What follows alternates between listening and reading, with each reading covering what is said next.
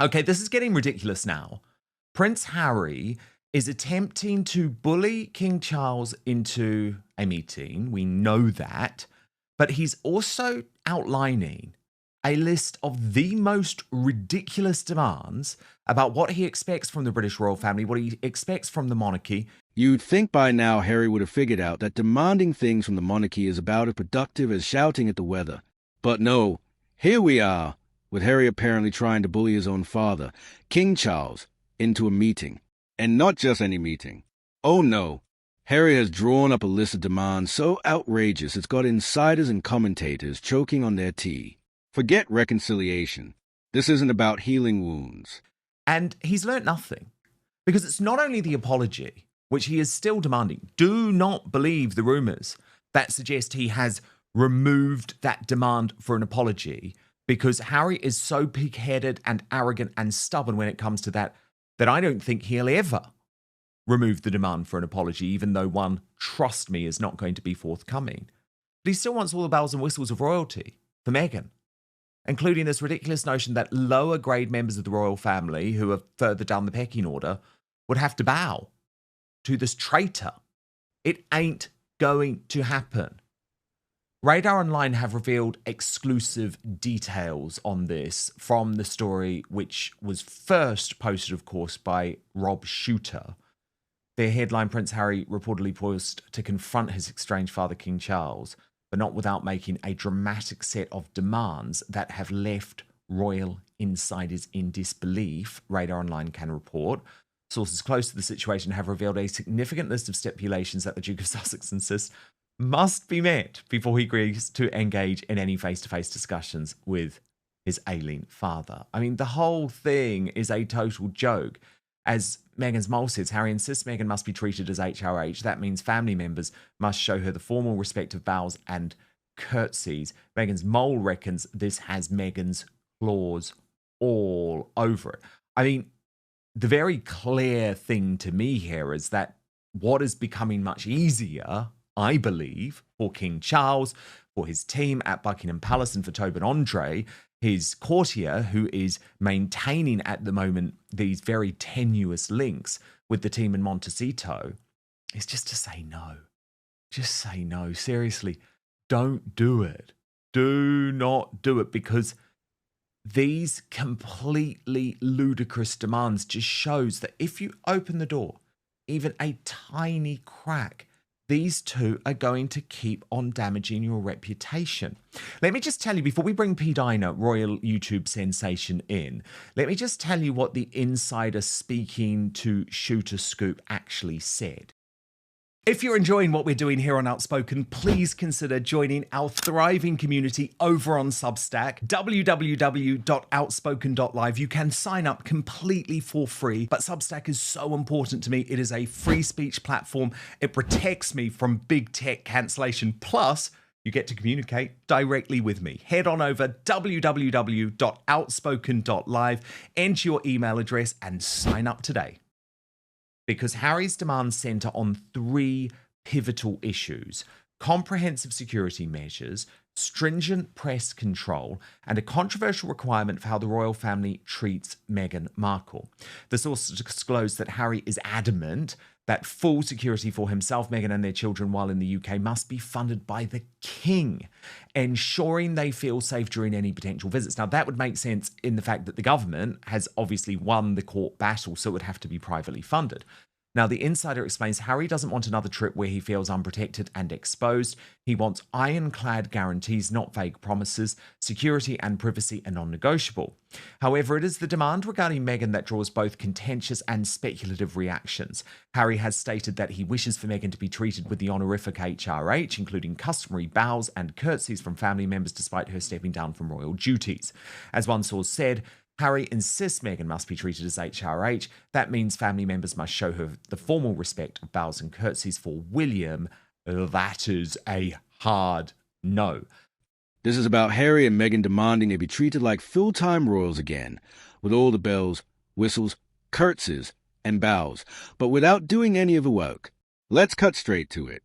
The leaked list centers on three core demands: full security, funded by the King, Harry doesn't want vague promises. But P. Diner, come on, this should be a hard no for Charles, too. I mean, first the meeting was leaked to the Mail on Sunday, the so-called Peace Summit. Then we have the fact that a face-to-face meeting between King Charles and Prince Harry is definitely going to happen because the King really wants it to. Yeah, right. That's then leaked to the Daily Mirror. Now we have these new reports from Shooter Scoop about the fact that Harry is still making all these demands. There's been no pushback from Team Sussex, from the Montecito Moaners to, say, People magazine, their favourite, where they could have easily briefed via that magazine. No. Harry just wants to meet with his dad to find out that he's okay. He's not going to be making any demands. But there's been complete radio silence in regards to that. I mean, to me, honestly, and I've lost a bit of faith at the moment with Charles for political reasons and everything anyway, and I know he's going through a lot, but seriously, if he still goes ahead with this meeting, P. Diner, I really think he needs his head read.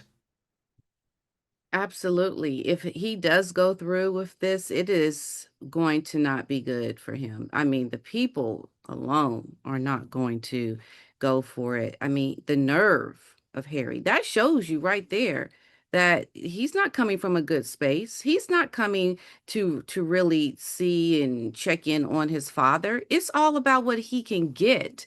It's about how far he can push the envelope for him. And yes, it has Megan written all over it. It's never, it shouldn't happen. I'm just going to say that. I don't think it is going to happen. And if it does, it's not going to be a good thing. I mean, the audacity. You should be coming back saying, we'll prove, if we prove ourselves, if we show how we really have come around to want to do better, could this possibly happen with the HRH? Like your humility, you need humility. Okay, this shows you don't have it by making this demand alone. It's ridiculous. And no, it's not going to happen because we have to remember, Dan, the late Queen, the Queen Elizabeth, she did not allow Wallace Simpson to get the HRH despite the, uh, the king, the I always forget his name, Edward the Eighth, wanted her to have the HR8 on his dying bed. He wanted Wallace Simpson to have the HRH or to be called that. And the Queen said no, and I think take a playbook out of your mother, what she did in the same situation, no, you're not going to get the HRH. You haven't even earned it, let alone think about giving it to you. What? You left. It's ridiculous. So I don't know what's going to happen, but I know that if it does happen, it's not going to be a good thing. It's going to be complete outrage. Follow the people and their desires and what they want because they don't want that. And your other son, who is the future King of England, really doesn't want it. And the problem is, P. Diner, no matter how hard both sides might brief, if King Charles goes ahead with the meeting, with his eldest son making it absolutely clear that that will have repercussions on him and repercussions on the royal family, unfortunately, it will look as if Charles has chosen a side. Yeah, it'll look like he has opted to side with Harry and not with William. And William is the one doing the right thing and all the good things that he and his wife are doing to securing the future of the monarchy. I mean, that's where it's at. The future is with William and Catherine. The lead should be followed by what is the future, not what could destroy the monarchy, right? Like Harry is a son, and what he has done should not play into the work of the monarchy. It should play into your role as a father, but it shouldn't cross over into the things that the other people, the people of the country are behind. And I just think it would be a huge mistake for the king. I mean, for some reason, the talk of all of this makes me think that they're really trying to make this happen. I don't know why. I have a sense that it could, because there's just a lot of talk around it. Like, why, how is this even public information that we hear that you want your wife to have the HRH now? Uh, why is that even out there? He wants ironclad, taxpayer-adjacent royal protection for himself, Meghan, and the kid were never there in the UK. This, despite already losing a legal battle that said no, you're not entitled to publicly funded security once you quit the farm. Press control. Harry reportedly wants strict rules on how the media handles coverage of him and Meghan while in Britain. I don't get it. Exactly. And the thing is, if it is rogue briefing, P. Diner, there's so much they can do. And we know there's so much they can do. But come on. We know that the briefing to Charlotte Griffiths about the Peace Summit was planned. We know that the briefing to Chris Buckton and the Daily Mirror about the fact that this meeting is going to happen was an attempt to bounce King Charles into hosting this meeting. It's all so transparent. We know their game. We know their tactics now. That's what Megan is known for. That's what she does. Even around the naming of the children with their titles that she put out on social media to have, the names be known that they're now prince and princess now. That's what Megan does. We've seen her do it, and she'll continue to do it. I can't imagine that Harry is seeing all of these things that are happening with the media and okay with them, especially with the social media posts. Like, he has to have some backlash against Megan and what's happening, because this is all coming from her, no doubt. She's the one doing it. That's why I think there's a lot of strife with Harry and Meghan right now, because I just can't see them aligned in all the things that are happening, that they're both on the same page with everything. I see a divide, and I see Meghan gaslighting Harry, doing things behind his back. And what can Harry do? Right?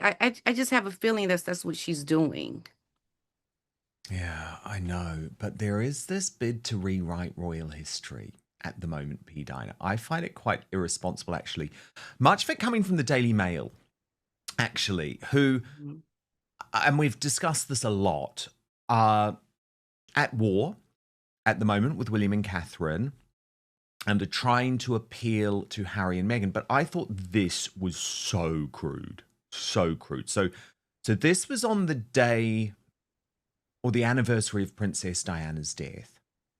They post Princess Diana's last conversation with William before she died was about their shared concern that he was overshadowing Harry, royal author claims. So I thought, okay, there must be something new here, but there's not. So no wonder our friend Jose, the royal rogue, just posted, "Oh, F off," because he could immediately see what they were doing. So let me show you the article, because it really is mind-blowing. So there's the headline. Princess Diana's last conversation with William before she died was about their shared concern that he was overshadowing Harry. And that's not how free press works, but apparently he hasn't grasped that yet. Meghan treats it as Her Royal Highness. Here's the kicker. Harry insists Meghan must be formally addressed and treated like a senior royal again. That includes family members bowing and curtsying to her. Let that sink in. Meghan, the woman who quit, trashed the monarchy publicly, accused a family of racism, and built a career on monetising royal drama. Once princess and Princess Eugenie, maybe even the king's cortege de beau. the article reads, once settled into the imperial suite at the five-star hotel, the princess phoned an anxious Prince William, who revealed he had been asked to take part in a photo call at Eton to mark the start of his third year. The photo call was part of a deal between the press and the palace, according to Diana's biographer Andrew Morton. Writing in the book Diana, Her True Story, in her own words, Morton explained, in return for leaving the young princes in peace, the media would be given occasional official photo opportunities. William was worried that there was a danger that his younger brother Prince Harry was being overshadowed. It was a concern shared by Diana, he added, as she had her hair done at the Ritz. She doubtless pondered on this conversation, her last with her elder son. But there's nothing there, P. Dina, from Morton to suggest that that conversation took place during the last phone call at all. It also makes absolutely zero sense. Harry was a young boy who was regularly pictured, and as he has made so clear, didn't particularly like it. Indeed, earlier that summer, there was the very famous photo call at Balmoral of sort of Charles, William, and Harry by the river. So I just don't, number one, I don't believe the interpretation of this story. But again, very irresponsible in my view of the Daily Mail here, trying to rewrite history, trying to suggest that even as a youngster, William was overshadowing Harry, which is just nonsense. That is so crazy. I see an agenda. There is something going Mm. on. I mean, really, Harry was just a kid. I mean, what overshadowing him? They will make up anything. They will try to make a story out of anything. I don't think this is anything to look at as happened. It seems to me trying to make it seem like Harry is always the victim. Something's always being done to him, despite the fact that he's lived as a spare who has had a great life. And why would you want to make him seem like he is doing something wrong to his younger brother? William, we know, has always been there to support Harry and to be there for him. That just doesn't even play into William's character. It just seems so left field. And really, you're not going to be taken seriously as a publication if you put out things like this because we know the history. There's already been enough written. You can't just bring up something new that we're supposed to look at as being now truthful. We know that's not true. It's ridiculous. The thing is, P. Dunn, I mean, I totally agree. It is ridiculous, and it just doesn't match. It just doesn't match the circumstances of that time either. Because I mean, if you look at these pictures from Balmoral in August 1997, I will never forget these, P. Dunn. I will never forget these because they sort of go down in history as the last time that the world saw William and Harry before being gripped by grief. And it was a very, very famous photo call, this, because you have to think about the context of the time. Diana had taken the children on holiday to Saint-Tropez, and this was almost Charles showing, well, yes, but here they are with me as royals at Balmoral. And you can see that in all of these photos, Harry is absolutely front and center. He's always said he didn't like this. So it just isn't even true. It's just not even a true interpretation. This isn't reconciliation. It's extortion dressed up as a family meeting. Harry's demands show he hasn't learned a thing since Megxit. He still wants royal perks without responsibility, titles without duty, and deference without respect. And Meghan? She wants validation the monarchy will never give her. Demanding bows and curtsies when you spent years trashing the very institution is a definition of audacity. The monarchy has survived abdications, divorces, scandals, and centuries of drama. It will survive Harry's tantrums too. The real danger isn't that Harry and Meghan will win. It's that Charles might waver long enough to let them damage the institution further. If he wants to protect the crown and his legacy, the answer is simple. Just say no.